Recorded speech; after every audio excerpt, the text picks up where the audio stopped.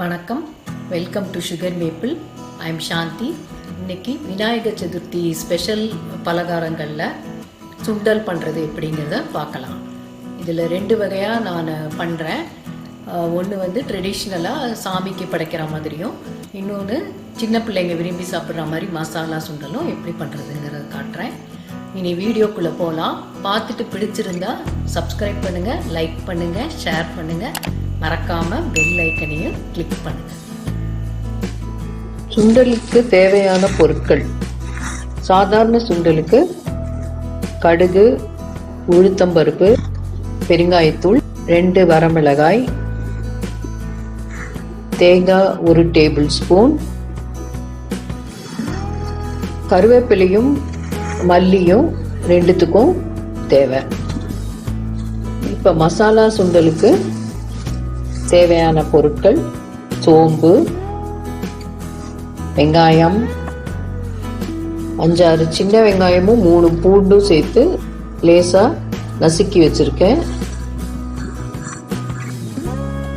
Carrot துருவினது 1 table spoon, மிளகாய்த்தூளும் கரம் மசாலாவும் 1 table spoon each.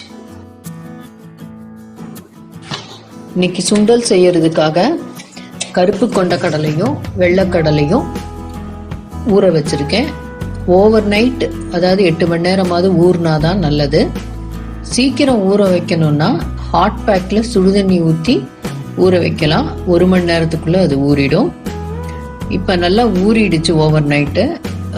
நசுக்கி பார்த்தா தோல் தனியாக வரும். இனி இதை நம்ம குக்கரில் போட்டு வேக வச்சுக்கலாம். குக்கரில் ஒரு 6-7 விசில் வர அளவுக்கு வேக வச்சு வடிகட்டி எடுத்துக்கலாம். நல்லா வெந்துருச்சு.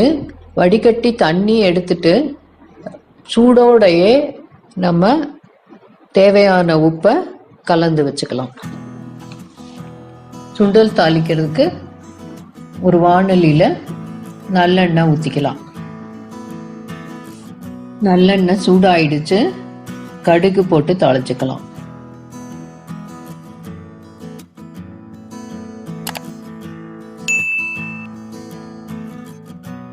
இப்போ உடைச்ச உளுந்த தாளிச்சுக்கலாம்.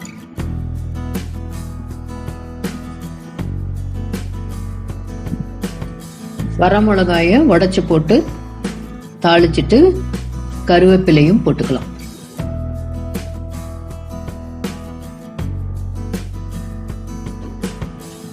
இப்போ கொண்ட கடலையை போட்டு நல்லா வதக்கிக்கலாம்.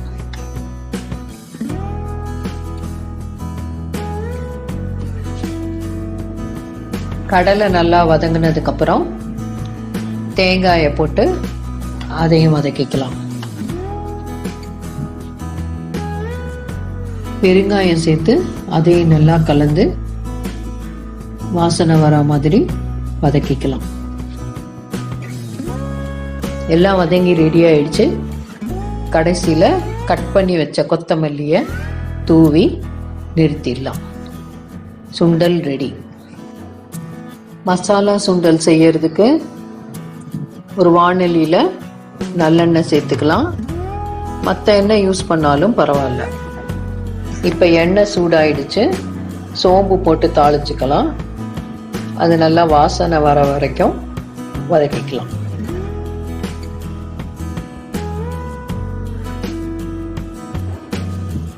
இப்போ பொடியாக நறுக்கி வச்சிருக்கிற வெங்காயத்தை போட்டுக்கலாம்.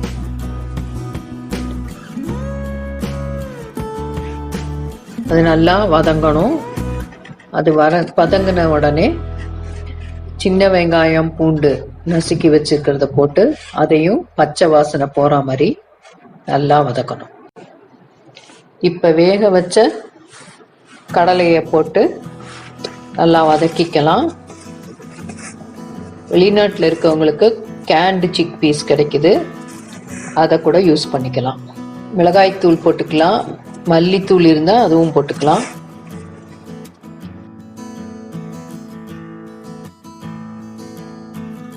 இப்போ கொஞ்சம் தண்ணி விட்டு இதை மூடி வச்சிடலாம். மிளகாய்த்தூள் பச்சை வாசனை போகிறதுக்காக.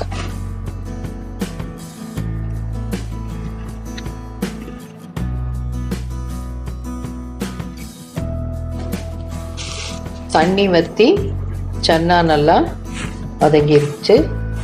இப்போ கொத்தமல்லி தழையை போட்டு நல்லா வதக்கிக்கலாம். இந்த ஸ்டேஜில் கரம் மசாலா போட்டுக்கலாம்.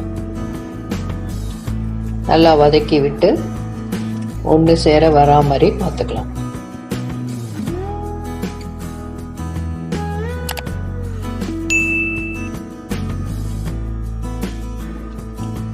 கடைசியாக கேரட்டும் சேர்த்து நல்லா வதக்கி எடுத்து வச்சுக்கலாம்.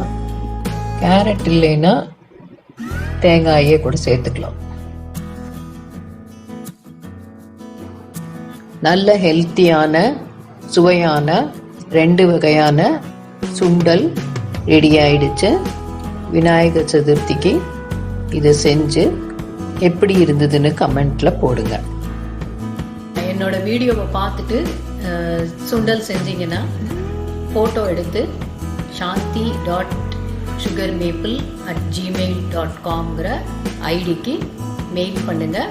அடுத்து வர வீடியோஸில் உங்களுடைய ஃபோட்டோஸையும் நம்ம ஷேர் பண்ணலாம்.